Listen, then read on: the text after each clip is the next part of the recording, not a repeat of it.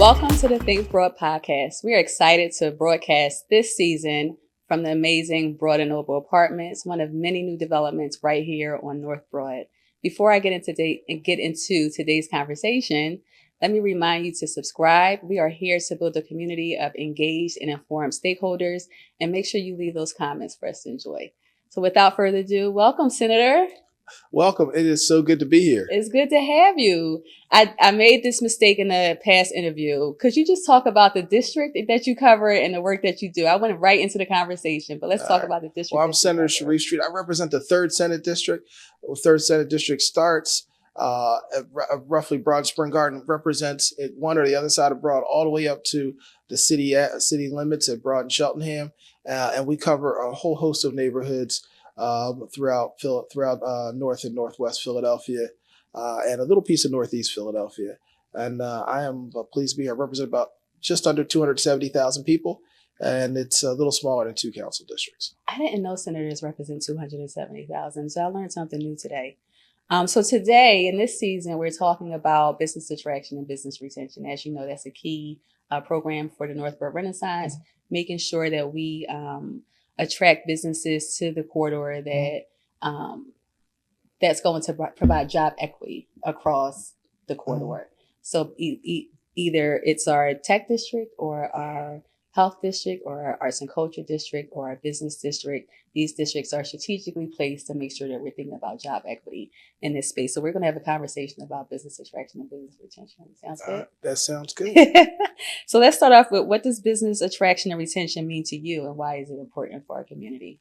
Well, look, when I think about business attraction, I think what are the kinds of addition things that would make people want to locate in Philadelphia and more broadly in the Commonwealth? Things I think about are the education system. When we did the work around Amazon, a lot of us were engaged in that process, and we found out that and this is to try to attract the Amazon headquarters for folks who may not remember. We found out that actually the school system and making sure that there were adequate educational opportunities was one of the things that most attracted people, because when people are locating here, they want to know, can we get the proper workforce, and are our children going to have the right opportunities? And so that was something people didn't think as much about. And I think that was a really important part. Another thing that was counterintuitive were the arts, cultural amenities. Do people want to live here and experience it? And that was a big part of it, because when making a choice about where it was a question of, is this a place we can attract our folks to? Some of the other things that used to be, because now with technology, people can work from a lot of places, but will people choose to want to work here? Another thing I think about that is something that's more fixed is our transportation infrastructure. Philadelphia is located within a 1 day's drive of 41% of the population of the country, halfway between the nation's political capital and our financial capital in New York and DC. And we're probably the most affordable place to live in that region. And so I think those things create a great narrative for why we should be attracting and businesses should want to come here in Philadelphia. Not to mention which we lead the world. We are one of the world's leading historic cities, because this is the place where the world's greatest democracy was formed. Yeah. And 2026 is right around the corner. We get to celebrate that. So maybe we'll have you back on in season 2, and we're talking about 2026 and all things 2026. Well, I'd love to, because I do represent the Southeast Caucus. I represent in the Senate the Southeast delegation for the PA's America 250 infrastructure program. Okay, very nice. Thank you. And you spoke a little bit about the education piece, and that's been a trend in these interviews that we've been doing so far. And so what has been done since that? Because the Amazon... So was a trend to me, somebody stole my answers? No. People kept talking about education. Because they probably stole my answers. She got people cheating off my test, and I didn't even we gave them the questions. They cheated off my answers ahead of time. Probably Councilman Young, he probably was like, look, I'm going to see what Street going to say too. I'm just kidding. I know Jeffrey Young would never do that. I know. But no, look. When did that take place? I think that's probably, I think that was pre-pandemic, so probably 2019. Yeah, it's definitely pre-pandemic. Yeah. So what were the lessons learned, and how is the state looking to change that? Well, one, we came close. I mean, both Pittsburgh and Philadelphia came close. But one of the things we have done, pursuant to, we've made massive investments in education. First, over $1 billion increased in educational spending Mm-hmm. statewide for public education under Governor Wolf. And then in last year's budget alone with Governor Shapiro, historic investments in education, where we invested $1.2 billion statewide in education, $250 million of which will result in increased funding for Philadelphia Public Schools. Mm-hmm. So that was one thing. We also made additional investments in higher ed and pre-K. Was that around the time that community college started offering free tuition? And was that an initiative born out of this? So I think the additional resources helped, Mm-hmm. but I think I don't think it was directly, it wasn't sort of this Okay. triggered that. But I think the fact that we've been making additional resources over time helped give them the capacity. But part of what they were looking to do is, and so when you say free, it's sort of last dollar free, Okay. meaning that the state and federal subsidies that go to paying for a student to go to school they would pay. It's sort of what making it's a last dollar scholarship. So most of the cost of your education is already paid for out of state and federal subsidies. And those subsidies often are generated on a per pupil basis. Mm-hmm. A lot of the cost of an educational institution is fixed infrastructure costs. Mm-hmm. So if you can grow the student body large enough, the last dollar cost per student gets smaller, Mm-hmm. and subsidizing it becomes easier, and it makes education more accessible at the same time. Yeah. I'm a CCP grad. Okay. Yeah, and then I went to Temple. So. That's what's up. That's a great pathway for a lot of people. My mama did that. I always tell people that, listen, save your money, go to community college for 2 years while you figure out your life. Mm-hmm. And then once you figure it out, then go to university. Yeah, my mom did that. She went to community college and she went to Temple. Yeah. Then she went to Temple and she decided to hook up with the guy who was selling her hot dogs. Who was it? My mom hooked up with the hot dog guy when she was at Temple. That's the truth.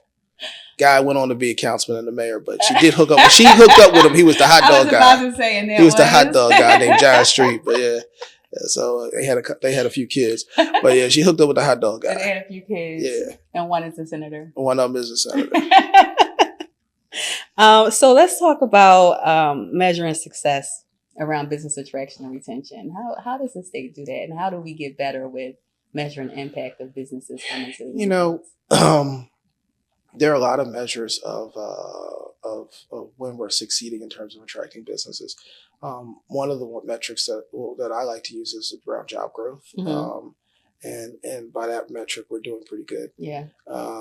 But sometimes you look at it around the retention as well.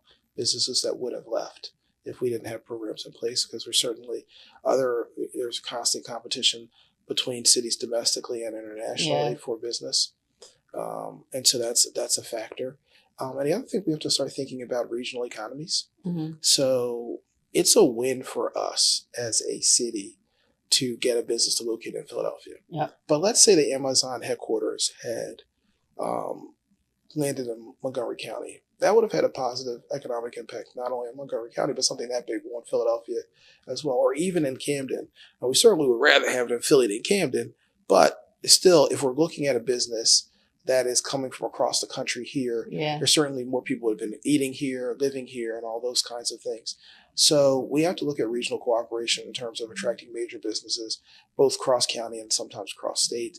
But look, I think it's job growth, tax revenue.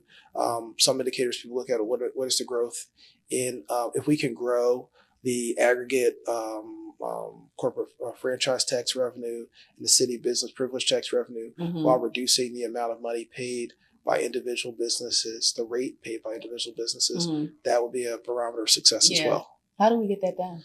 Well, look, when you grow, like I said, a lot of our costs that we pay for with business taxes are fixed infrastructure costs.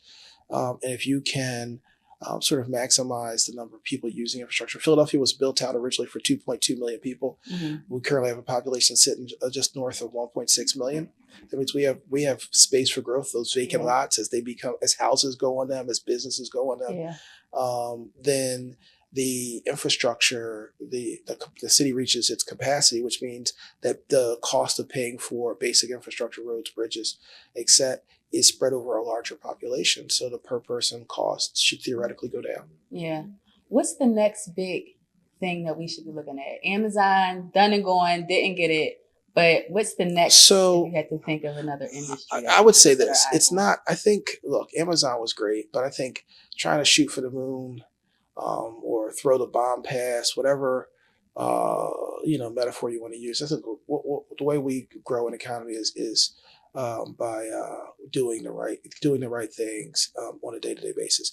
It reminds me of back in the day, you had all these teams that were trying to, in football when I was a kid to watch, everybody wanted to throw the bomb pass and the 100-yard pass and in the end zone and score a touchdown. And then all of a sudden, football became revolutionized when San Francisco 49ers and Joe Montana, and all he would do was throw a 4-yard pass, catch it, and every 2 or 3 things, first down, and march down the field, won multiple Super Bowls. Well, what was the idea?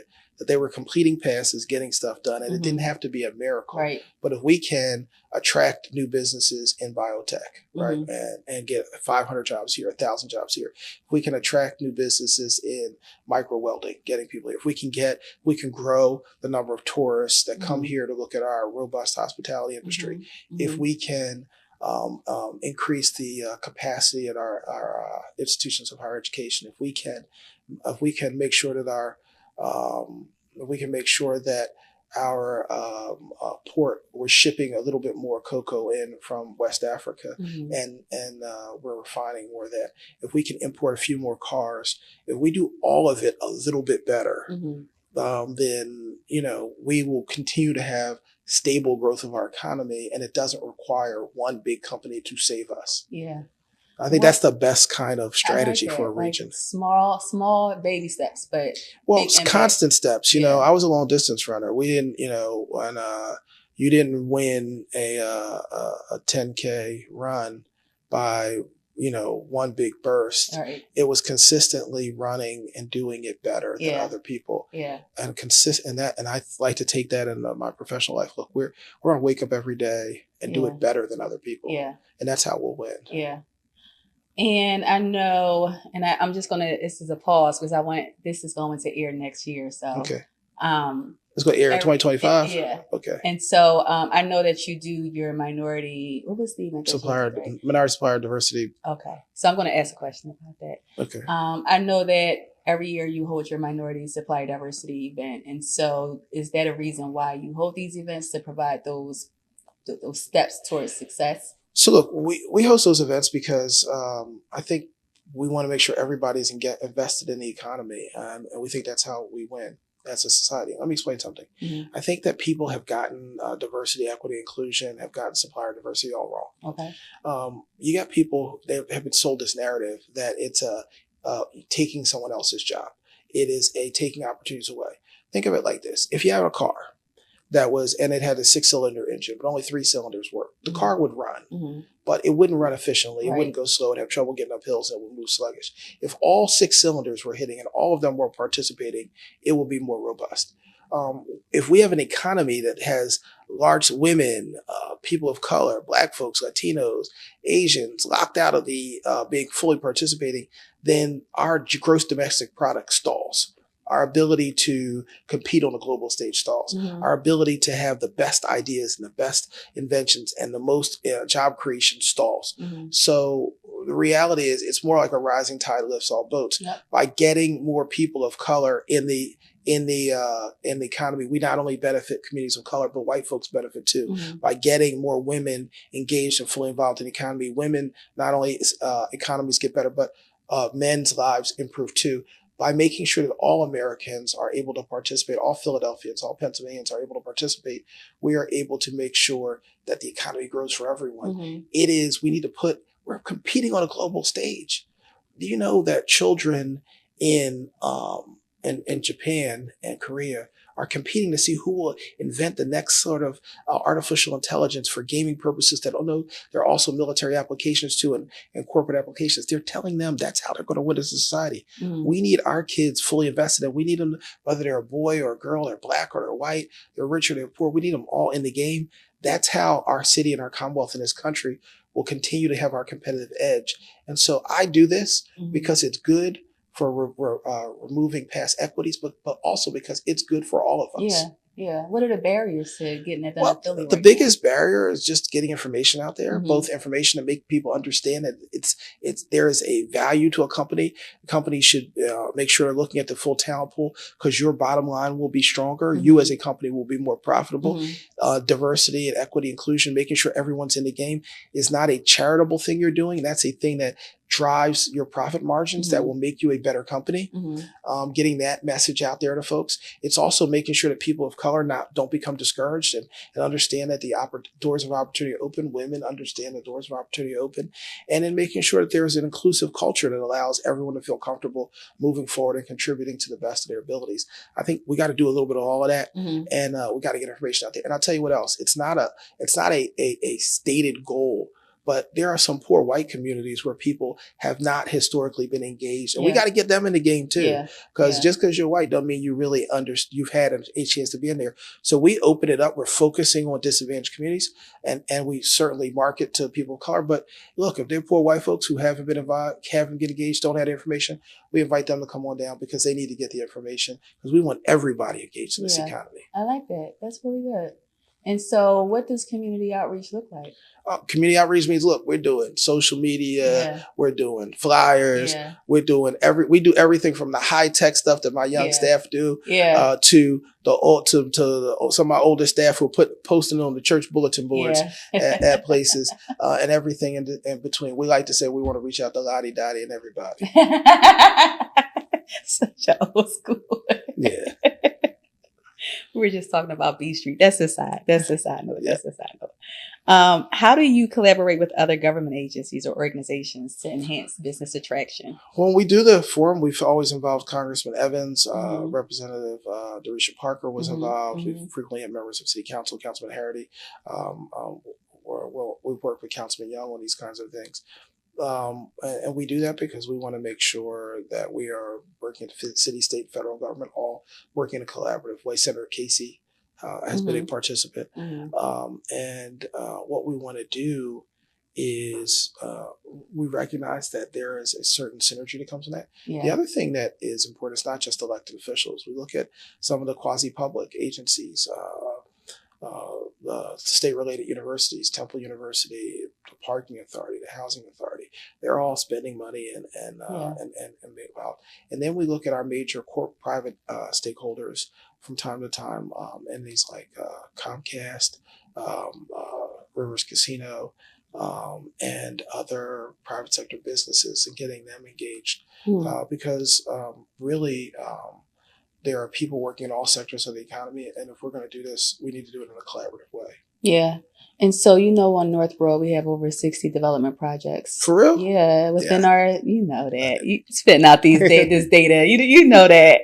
And a lot of them include commercial spaces. So how do we work with the senator's office to make sure that that's inclusive and doesn't look one-sided, so we don't have 30 coffee shops on one block? Well, first of all, we know the zoning is prerogative of local government. However, we tend to bring the money. So there you we go. can influence what projects happen by our providing the right kinds of subsidies for things that are consistent with a plan that you all have developed in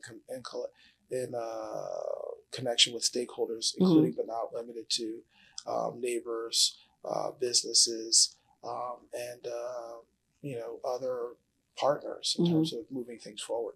So what we can do is we don't control land use laws, but we do have the ability to determine where we want to put our support behind.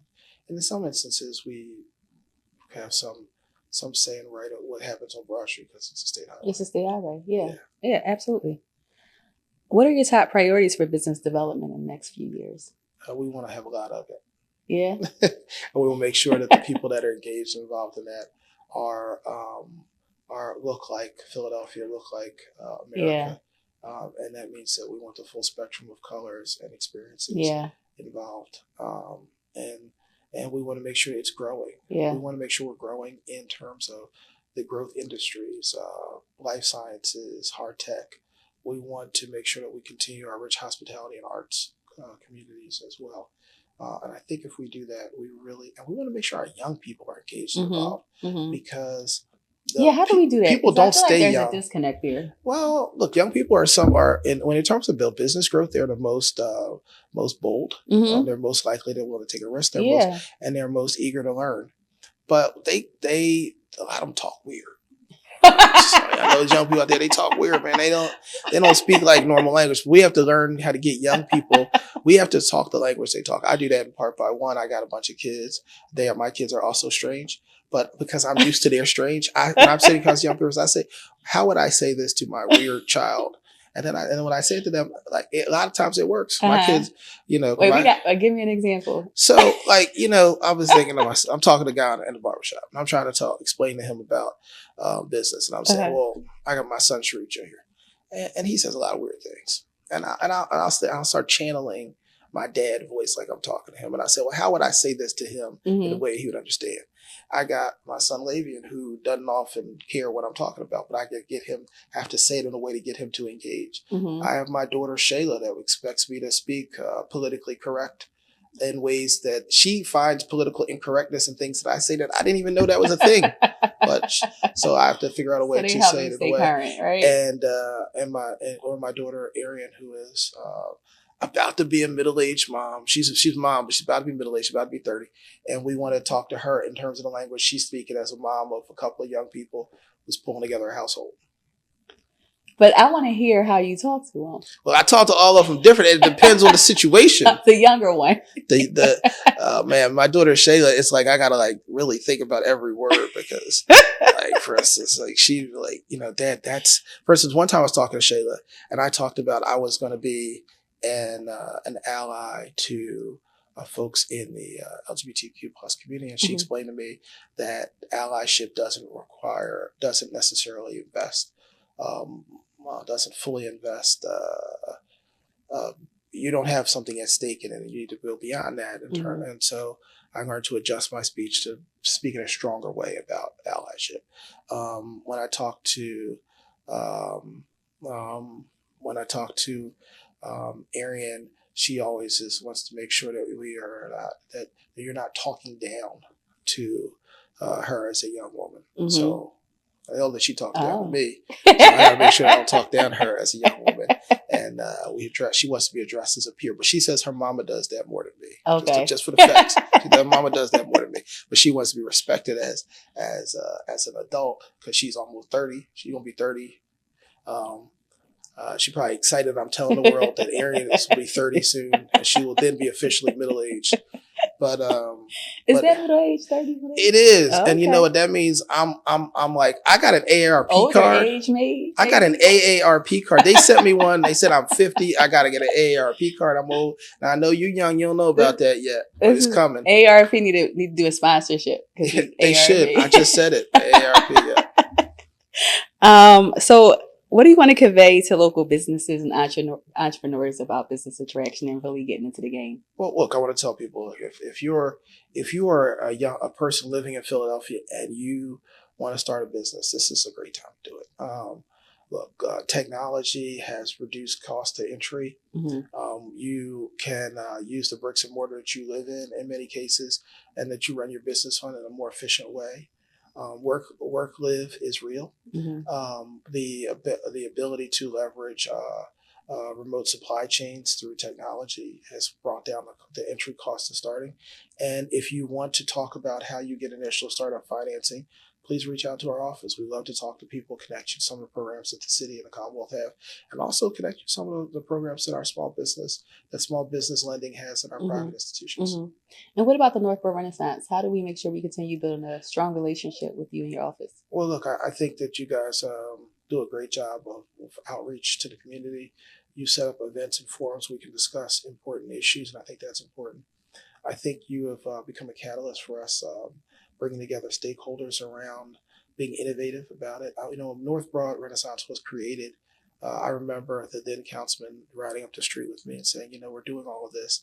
And he says, one day, you have to be specific about the councilman. I'll tell you about this councilman told me. He said, one day, some group of people that were just kids, had nothing to do with this, are going to get this. Northborough is going to blossom, and they're going to take all the credit, and nobody's going to. And I just want to say, Dad, thank you, because we're getting the credit, and we appreciate it.